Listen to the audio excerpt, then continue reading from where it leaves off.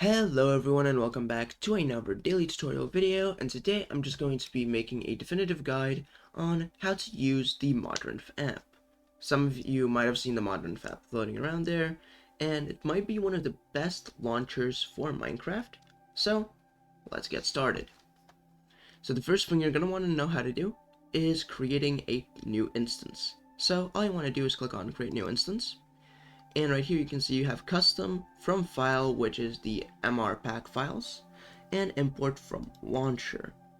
And you just want to give it a path to a launcher. You can import from multi-MC, GD launcher, AT launcher, CurseForge, and Prism launcher.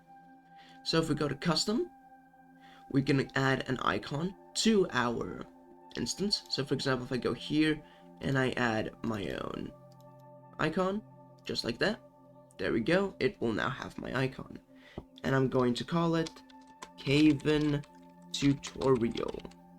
So, now, let's move on to the next section, which is the loaders. As you can see here, we have Fabric, Forge, Neoforge, and Quilt, basically all the big mod loaders for Minecraft. I personally play on Fabric the most, so I suggest that. For a game version, you can select any version that your current selected mod loader supports. So as you can see, we have Forge, for example, that goes all the way back to 1.2. We have Neoforge that goes all the way back to 1.20.1, and Quilt that goes all the way back to 1.14.4.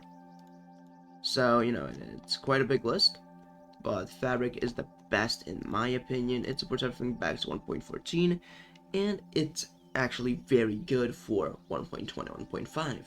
So, I'm just going to select 1.21.5. Now, let's talk about Show Advanced. This is where you can change the loader versions. For example, include snapshots as well. I forgot to cover that.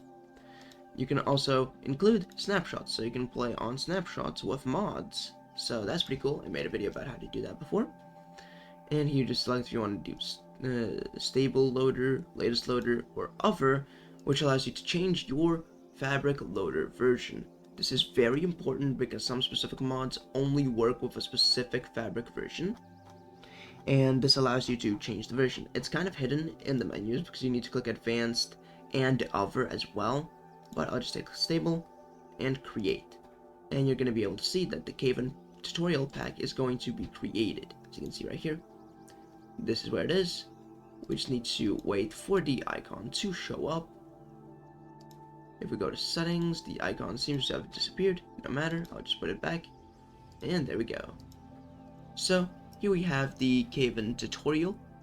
So, what we can do here is we can go to Worlds, and we can add a server.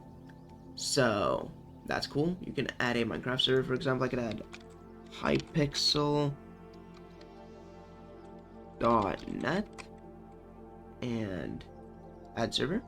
And as you can see, it's going to tell you the server. It's going to show you the server. It's going to tell you the amount of players currently on the server. And it's also going to show you the MOTD of the server. If we go to logs, we'll have access to all of our logs for the game. And if we go to content, we can click on install content. And here, you can add mods. Right down here, all the popular mods, all the mods that people have to play with. We can add resource packs, all the resource packs that people like to play with, and all the data packs that people like to play with, as well as, well, shaders. So, yeah, that's another important thing you can do. If you go over to the settings icon, you can also change installation right from here.